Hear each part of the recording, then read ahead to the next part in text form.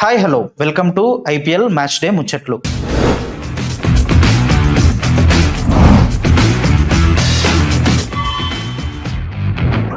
ఈరోజు మ్యాచ్ వచ్చేసి చెన్నై వర్సెస్ పంజాబ్. ఈరోజు మ్యాచ్ ఎవరు విన్ కాబోతున్నారు, ఎవరిది పై చేయి కాబోతుంది, స్కోర్ ఎంత కొట్టబోతున్నారు, మైదానం ఎలా ఉంది, అంటే వెన్యూ ఎలా ఉంది, వర్షం ఏమన్నా ఉందా, డ్యూ ఏమన్నా ఉందా అనే విషయం పైన మాట్లాడడానికి మన ముందున్నారు ప్రముఖ స్పోర్ట్స్ అనలిస్ట్ వెంకట్రామయ్య గారు. నమస్తే సార్. నమస్తే సార్, ఈరోజు చెన్నై వర్సెస్ పంజాబ్ మ్యాచ్ ఉంది. పంజాబ్ ముందుగా మనం మాట్లాడుకున్నట్టయితే చెపాక్ చిదంబరం స్టేడియం వెన్యూ గురించి మాట్లాడుకుందాం. వెన్యూ ఎలా ఉంది, ఎంత స్కోర్ చేయగలరు, స్పిన్ కి బాగా అనుకూలంగా ఉంటది అని చెప్పేసి స్టాట్స్ ఉన్నాయి మనకి. అసలు ఎలా ఉండబోతుంది? ఎస్, ఇక్కడ మనం అంటే పిచ్ కండిషన్స్ గురించి కానీ, అక్కడ టాస్ ప్రభావం కానీ, ఒక మంచు ప్రభావం కానీ, వీటి గురించి ఒకసారి మాట్లాడుకుంటే చెన్నై పిచ్ అనేది కంప్లీట్ గా బ్యాటింగ్ కి స్వర్గధామంగా ఉండేటువంటి పిచ్ గానే మనం చూడొచ్చు. అయితే ఇక్కడ స్పిన్ కి అనుకూలంగా ఉండటం, అదే విధంగా పంజాబ్ కి సంబంధించి యుజ్వేందర్ చాహల్ ఉండటం అనేది చెన్నైకి కొంత మైనస్ గా చెప్పుకోవచ్చు. అయితే చెన్నైలో అంత నాణ్యమైనటువంటి స్పిన్నర్ లేకపోవడం పంజాబ్ కి ఇక్కడ కలిసి వచ్చేటువంటి అంశంగా కూడా మనం మాట్లాడుకోవచ్చు. ఇక్కడ టాస్ గెలిస్తే మాత్రం ఖచ్చితంగా బౌలింగ్ ఎంచుకోవడమే ఉత్తమమైన మార్గం. నిన్న కూడా టాస్ గెలిస్తే కొంత బ్యాట్ అంటే ప్రతి మ్యాచ్ లో కూడా అదే జరుగుతుంది. కాకపోతే కొన్ని సార్లు ఏంటంటే ఐపీఎల్ అనగానే మనం ఏదో 1-2 మ్యాచెస్ చూసేసి అంచనాకు రాకూడదు. కానీ ఇక్కడ ఇండియాలో ఈవినింగ్ మ్యాచెస్ జరుగుతున్నాయి అని అంటే ఖచ్చితంగా టాస్ గెలిస్తే బౌలింగ్ ఎంచుకోవడం అనేది ఉత్తమమైనటువంటి మార్గంగానే చెప్పొచ్చు. ఇక ఈ రోజు మ్యాచ్ కి సంబంధించి కనుక చూస్తే పిచ్ చాలా వరకు కూడా స్పిన్ బౌలర్లకు అనుకూలంగా ఉండటం ఒకటైతే, ఇది బ్లాక్ సాయిల్ పిచ్. ఖచ్చితంగా మన సౌత్ లో జరిగేటువంటి మ్యాచెస్ అన్ని కూడా మాక్సిమం బ్లాక్ సాయిల్ పిచ్ మీద జరుగుతూ ఉంటాయి. కాబట్టి ఇది కూడా కొంత అంటే బ్యాటింగ్ కి కొంత అనుకూలంగానే ఉండేటువంటి ఛాన్స్ ఉంది. రెడ్ బ్లాక్ సాయిల్ మిక్స్ గా ఈ పిచ్ గురించి చెప్తున్నారు కాబట్టి మొన్న అహ్మదాబాద్ లో ఫైనల్ మ్యాచ్ జరిగినట్లుగానే ఈ పిచ్ కూడా అలాగే ఉండేటువంటి ఛాన్స్ ఉంది అనేటువంటి వార్తలు కూడా వస్తున్నాయి. కాబట్టి ఈ రోజు మ్యాచ్ లో మనం అయితే భారీ స్కోర్ 200-230 వరకు కూడా ఎక్స్పెక్ట్ చేయొచ్చు. అయితే ఇక్కడ ఎంత వరకు టాప్ ఆర్డర్ బ్యాట్స్మెన్ ఆడతారు, పవర్ ప్లే లో ఎంత వరకు పరుగులు చేస్తారు అనేది చెన్నై పిచ్ మీద పరుగులు చేయడం అనేది ఉంటుంది. ఎందుకు అనంటే స్టార్టింగ్ ఓవర్స్ లో పిచ్ బ్యాటింగ్ అనుకూలంగా ఉంటుంది. అదే విధంగా సెకండ్ ఇన్నింగ్స్ కి వచ్చేసరికి మంచి ప్రభావం ఉంటుంది. కాబట్టి అప్పుడు బ్యాటింగ్ అనుకూలంగానే ఉండేటువంటి అవకాశం ఉంటుంది. కాబట్టి ఈ రోజు మ్యాచ్ విషయంలో మాత్రం పవర్ ప్లే లో 6 ఓవర్లలో ఎంత పరుగులు చేస్తారు, అంటే ఎంతవరకు నిలబడగలుగుతారని, అంటే కీలకమైనటువంటి సమయాల్లో వికెట్లు కోల్పోకుండా నిలబడగలుగుతారనే దాని మీదనే మ్యాచ్ విజయం అనేది ఆధారపడి ఉండేటువంటి అవకాశం ఉంది. అన్న, మనం చెన్నైకి చూసుకున్నట్టయితే లాస్ట్ మ్యాచ్ పవర్ ప్లేలో ఈ సీజన్ లో ఇప్పుడు జరిగిన ఒక ఐదు మ్యాచ్లలో పవర్ ప్లే తక్కువ స్కోర్ చేసింది ఎవరయ్యా అంటే చెన్నై టీమే. అవును, అంటే ఒక టీమ్ కి పవర్ ప్లే స్కోర్ అనేది ఇంపార్టెంట్ అంటారా? 100% పవర్ ప్లే స్కోర్ అనేది టీమ్ కి ఖచ్చితంగా ఇంపార్టెంట్. పవర్ ప్లే లో ఫాస్ట్ బౌలింగ్ ని ఎలా ఎదుర్కొంటున్నారు అనే దాని మీదనే స్కోర్ డిపెండ్ అయి ఉంటుంది. ఇప్పుడు మనం చెన్నై విషయానికి వస్తే గనక, ఇప్పుడు ఫాస్ట్ బౌలింగ్ ఎదుర్కొనే విషయంలో రుతురాజ్ గైక్వాడ్ గానీ, సంజు శాంసన్ గానీ వీళ్ళు ఫెయిల్ అయ్యారు లాస్ట్ మ్యాచ్ లో. నాండ్రీ బర్గర్ ని ఎదుర్కొనే విషయంలో కానీ, 145 పైన వస్తున్నటువంటి బాల్స్ ని ఫేస్ చేసే విషయంలో వీళ్ళు ఫెయిల్ అవడం అనేది ఖచ్చితంగా చెన్నైని కొంత ఇబ్బంది పెట్టేటువంటి అంశంగానే చెప్పుకోవచ్చు. అంటే కీలకమైనటువంటి సమయాల్లో వికెట్లు కోల్పోవడం అనేది. అదే ఇప్పుడు పవర్ ప్లేలో ఇప్పుడు మొన్న జరిగినటువంటి మ్యాచ్ కి సంబంధించి, గౌహతిలో జరిగినటువంటి మ్యాచ్ కి సంబంధించి పిచ్ కంపల్సరీ కొంత ఫాస్ట్ బౌలింగ్ కి ఫస్ట్ 10 ఓవర్స్ కానీ 8 ఓవర్స్ కానీ అనుకూలంగా ఉంటుంది అనేటువంటి చెప్పారు. కాబట్టి అప్పుడు నిలబడాలి. టాప్ ఆర్డర్ కనుక ఫాస్ట్ బౌలింగ్ అనుకూలంగా వాళ్ళు నిలబడగలిగితే, ఎదుర్కోగలిగితే పరుగులు చేయడం అనేది చాలా ఈజీగా ఉంటుంది. ఆ రుతురాజ్ గైక్వాడ్ కానీ, సంజు శాంసన్ కానీ మన ఫాస్ట్ బౌలింగ్ ఎందుకంత కంఫర్టబుల్ గా ఆడినట్టుగా కనపడలేదు.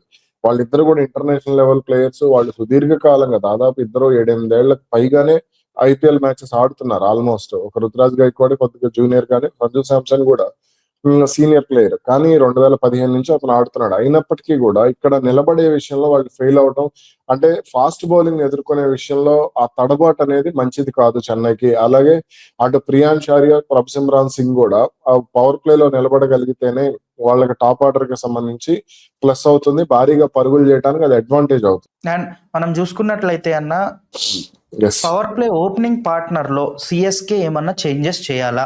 చేంజెస్ ఏం అవసరం లేదు. అంటే ఒక మ్యాచ్ కే చేంజెస్ అవసరం లేదు. కాకపోతే ఏమవుతుంది అంటే వాళ్ళు అంటే వచ్చిన అవకాశాలను ఇప్పుడు సంజు శాంసన్ ని జట్టు నుంచి తీయలేరు. వాళ్ళు ఏరి కోరి తెచ్చుకున్నటువంటి ప్లేయర్ రుతురాజ్ గైక్వాడ్ కెప్టెన్. కాబట్టి వాళ్ళిద్దరే 100% ఓపెనింగ్ చేస్తారు. ఇక్కడ వాళ్ళిద్దరిని ఓపెనింగ్ కే వాడుకోవటం మంచిది. లేదు అని అంటే ఇక్కడ కొంత ఉర్విల్ పటేల్ ని ఓపెనింగ్ కి పంపించినా గానీ మంచి రిజల్ట్ ఉంటుంది. ఉర్విల్ పటేల్ ఓపెనింగ్ చేయగలిగే క్యాపబిలిటీ ఉన్నటువంటి ప్లేయర్ అతను. కానీ మరి అతన్ని ఎందుకు సరిగ్గా వాడుకోవట్లేదు? ఒకవేళ వాడుకుంటే గనుక అతను ఇంపాక్ట్ ప్లేయర్ గా పంపిస్తే మంచి రిజల్ట్ ఉండొచ్చు.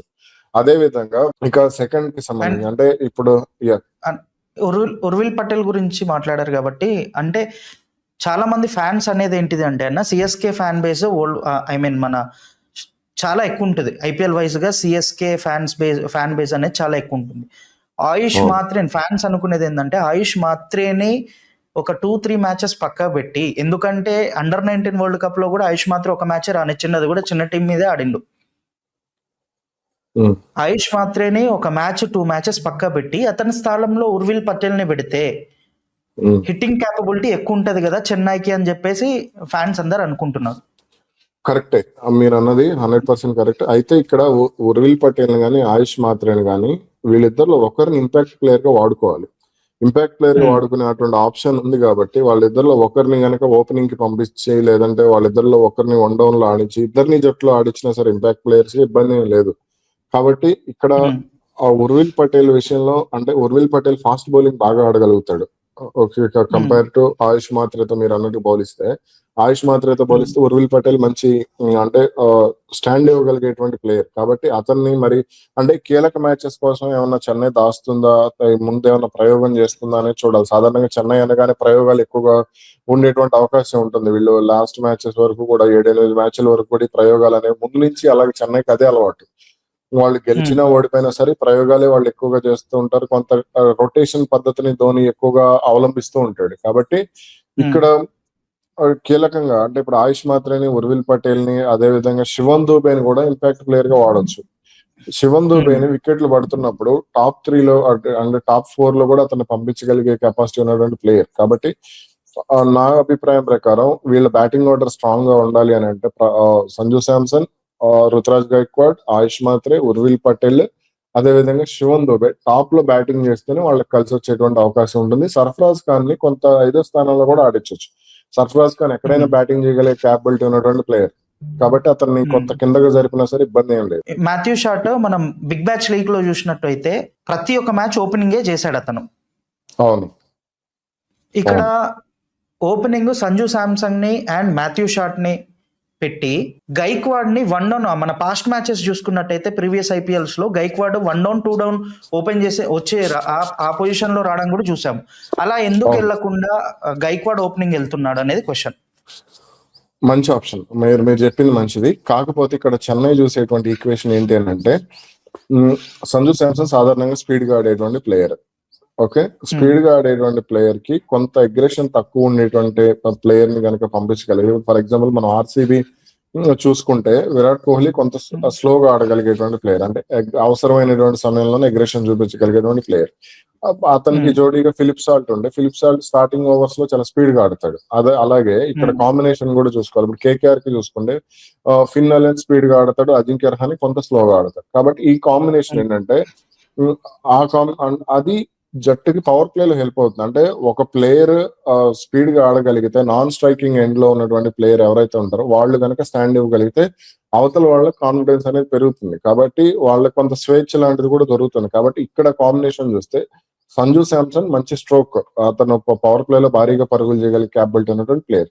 అలాగే ఇప్పుడు మీరు అన్నట్టు కనుక మ్యాచ్ షాట్ ని కనుక తీసుకొచ్చి టాప్ ఆర్డర్ లో పెట్టి ఇద్దరు స్పీడ్ గా ఆడేటువంటి ప్లేయర్స్, అప్పుడు జట్టు కొంత నష్టం జరిగేటువంటి అవకాశాలు కూడా ఉంటాయి.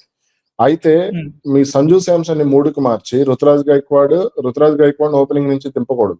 రుతురాజ్ గైక్వాడ్ ఐపీఎల్ కి సంబంధించి అతను ఓపెనింగ్ ఆడటమే మంచిది. అతను ఓపెనింగ్ చేసి మాథ్యూ షాట్ తో వాళ్ళిద్దరు కలిసి రావచ్చు. అప్పుడు సంజు శాంసన్ ని 3వ స్థానంలోకి మార్చవచ్చు. ఓపెనింగ్ పరంగా షాట్ ఆడతాడు అనుకుంటే షార్ట్ ప్లేస్ లో 1 డౌన్ 2 డౌన్ ప్లేస్ లో బ్రేవిస్ ని తీసుకోవచ్చు కదా. అయితే బ్రేవిస్ కొంత ఇంజరీ కారణంగా ఇబ్బంది పడుతున్నాడు. ఈ రోజు ఆయన ఇంపాక్ట్ ప్లేయర్ గా కూడా ఆడవచ్చేమో చూడాలి. అయితే బ్రేవిస్ కి కొంత ఇంజరీ అనేది కొంత చెన్నైకి సమస్యగా మారింది. కానీ బ్రేవిస్ ని టాప్ ఆర్డర్ లో కంటే కూడా అతని మిడిల్ ఆర్డర్ లో అంటే 4వ స్థానంలో ఆడించగలిగితే మాత్రం చాలా మంచి రిజల్ట్ ఉంటుంది. ఎందుకంటే వాళ్ళ ఫాదర్ లాగా అతను కీలకమైనటువంటి ఇన్నింగ్స్ లో ఆడగలిగేటువంటి క్యాపబిలిటీ ఉన్నటువంటి ప్లేయర్. కాబట్టి అతన్ని టాప్ ఆర్డర్ పంపించేసి కొత్త బంతితో కంటే కూడా అతని పాత బంతితో సరిగా వాడుకోగలిగితే అంటే ఇప్పుడు పవర్ ప్లే తర్వాత నుంచి నిన్న మనం మాట్లాడుకున్నప్పుడు కూడా చెప్పాను నేను. 6 ఓవర్ల నుంచి 12 ఓవర్ల వరకు గేమ్ చాలా కీలకంగా ఉంటది. చాలా మంది పవర్ ప్లేని అంచనా వేస్తారు. కానీ మీరు చూస్తే స్కోర్ స్లో అయిపోయేది ఈ ఫ్యాక్టర్స్ లోనే స్లో అయిపోతుంది. కాబట్టి ఇక్కడ గనక ఎక్కువగా పరుగులు చేయగలిగి ఇక్కడ గనక దూకుడుగా ఉంటేనే జట్టుకు భారీ స్కోర్ ఉంది. అటువంటి సమయంలో డివైడ్ బ్రేవిస్ లాంటి ఆటగాడు మిడిల్ ఆర్డర్ లో ఉంటే అది చాలా వరకు కూడా జట్టుకు ప్లస్ అయ్యేటువంటి ఛాన్స్ ఉంది. ఓకే. అండ్ ఇప్పుడు coming up to Shivam Dube. Yes ఇది Shivam Dube Yeah. Last match మనం మాట్లాడుకున్నట్టయితే అన్న అక్కడ వికెట్లు పడుతున్నాయి. వచ్చి రాగానే ఫస్ట్ బాల్ 6 కొట్టాడు. మళ్ళీ అదే ఓవర్లో వికెట్ పడ్డ తర్వాత డిఫెండ్ చేసుకోకుండా స్పిన్ నాది ఐపీఎల్ నా అడ్డా అన్నట్టు వచ్చిన 4th బాల్ కూడా 6కి ట్రై చేసి జడేజా బౌలింగ్ లో అవుట్ అయ్యాడు. అది అవసరమా అని చెప్పేసి క్వశ్చన్ అన్న. ఇక్కడ ఒక చిన్న సామెత ఉండదు. సముద్రం అమావాస్య రోజు కొద్దిగా ఏదో దూకుడుగా ఉంటుందో, పౌర్ణమి రోజు దూకుడుగా ఉంటుందో అని చెప్తారు కదా. అలా దానికి టైం వచ్చినప్పుడే దూకుడుగా ఉండదు. శివం దూబే విషయంలో కూడా మాక్సిమం నాకు అటువంటి కండిషన్స్ కనపడతాయి. ఏదో తనకి టైం వచ్చినప్పుడు ఏదో అమావాస్యకి పౌర్ణానికో దూకుడు చూపించడం, లేదంటే తర్వాత సైలెంట్ అయిపోవడం జరుగుతూ ఉంటుంది శివం దూబే విషయంలో. కీలకమైనటువంటి సమయాల్లో వికెట్లు కాపాడుకుని నిలబడగలిగితే అతనికి చాలా వరకు కూడా అడ్వాంటేజ్ అయ్యేటువంటి అవకాశం ఉంటుంది. అతని కెరీర్ కి కానీ జట్టుకు కానీ ఉపయోగపడుతుంది. ముందు అతను జట్టులో ఉన్నప్పుడు, అతను బ్యాటింగ్ ఆల్రౌండర్ గా జట్టులో ఉన్నప్పుడు అతని మీద ఒక రెస్పాన్సిబిలిటీ ఉంటుంది. అతను సీనియర్ ప్లేయర్. అతను ఇంకా ఎంతసేపు కూడా ప్రయోగాల ఆలోచనలోనో లేదా రొటేషన్ ఆలోచనలోనో ఇలా ఉండటం అనేది కరెక్ట్ కాదు. కీలకమైనటువంటి సమయాల్లో నువ్వు జట్టుకి ఎంత తోడ్పాటు అందించగలుగుతావు అనే దాని మీద నీ మీద జట్టు నమ్మకం పెట్టుకోగలుగుతుంది. ఇప్పుడు మొన్న వికెట్స్ పడుతున్నాయి, కొంత డాట్స్ ఆడొచ్చు. ఎందుకంటే శివం దూబే వీక్నెస్ పట్టుకోవడం పెద్ద మ్యాటర్ కాదు. శివం దూబే స్ట్రైట్ షాట్లు ఎక్కువగా ఆడుతుంటాడు, లాంగ్ ఆన్ ఎక్కువ ఆడుతుంటాడు, స్ట్రైట్ డ్రైవ్ ఎక్కువగా ఆడుతుంటాడు. కాబట్టి అతను కట్ షాట్లు ఇవే ఉండవు.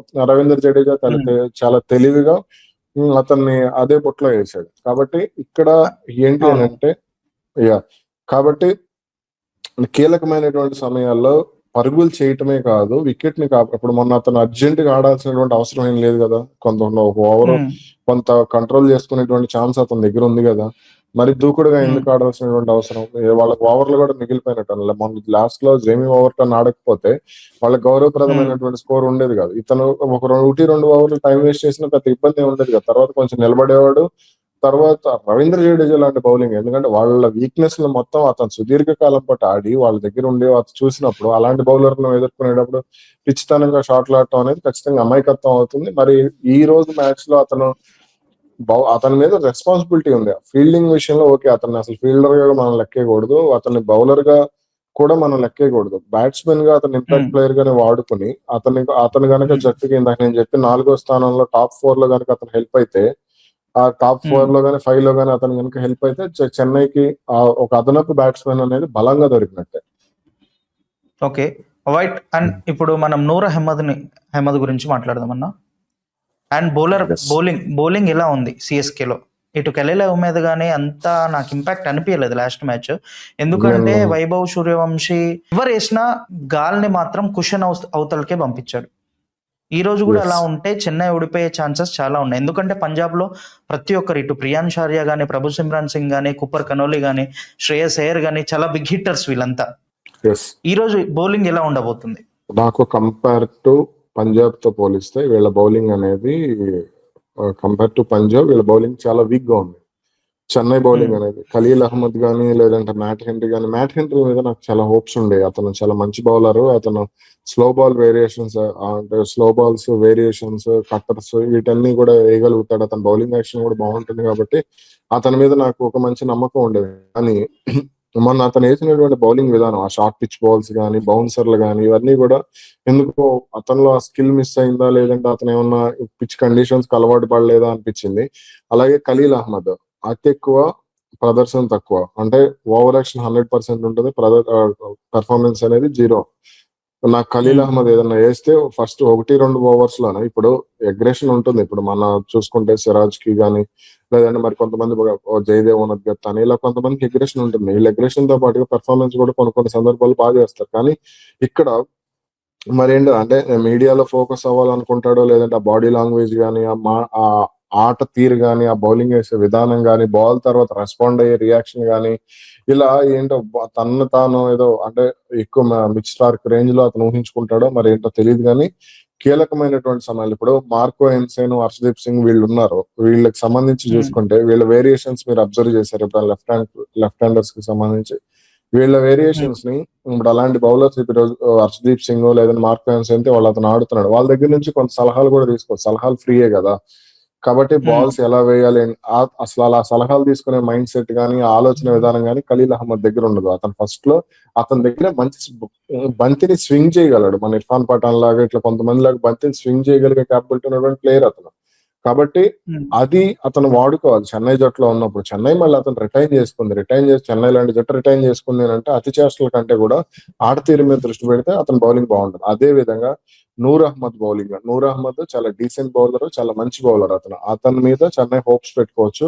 అయితే అతనికి బంతి ఇచ్చేటప్పుడు కొంత మీరు పవర్ ప్లేలో కూడా అతనికి బాల్ ఇవ్వచ్చు. కానీ ఎందుకో మరి అతన్ని కింద ఎక్కువ 5-6 ఓవర్ల తర్వాత ఎక్కువగా ఆడించే ప్రయత్నం చేస్తుంటారు. అది కరెక్ట్ కాదు. కాబట్టి ఇక్కడ నూర్ అహ్మద్ ని వాడుకునే విధానంలో చెన్నై కొంత ఒక వ్యూహాత్మకంగా వ్యవహరించాలి. అదే విధంగా ఇక మిగిలిన పార్ట్ టైం బౌలర్స్ మీద కూడా కొంత దృష్టి పెడితే బాగుంటుందని. శివన్ దుబే లాంటి వాళ్ళు ఒక జట్లో ఉంటే వాళ్ళంటి వాళ్ళని పార్ట్ టైం బౌలర్ 1-2 ఓవర్స్ ఎక్కువ కూడా వేయించకుండా 1-2 ఓవర్స్ వేయించగలిగితే అది మంచి రిజల్ట్ ఉండేటువంటి అవకాశం ఉంటుంది. Okay, coming up to Punjab team అన్న.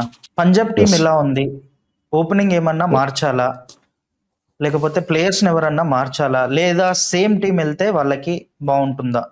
సేమ్ టీం వెళ్తే బాగుంటుంది. మార్కస్ స్టోయినిస్ ని వాళ్ళు పూర్తిగా వాడుకోవాలి. మార్కస్ స్టోయినిస్ ని, మార్కో ఎన్సేన్ ని, అదే విధంగా హర్షదీప్ సింగ్ ని, యుజ్వేందర్ చాహల్ వాళ్ళకి, అలాగే జేవియర్ బార్లెట్ ఇలాంటి వాళ్ళని వాళ్ళు సమర్థవంతంగా వాడుకోగలిగితే మాత్రం ఖచ్చితంగా పంజాబ్ కి గెలవడం అనేది పెద్ద విషయం కాదని నేను అనుకుంటున్నాను.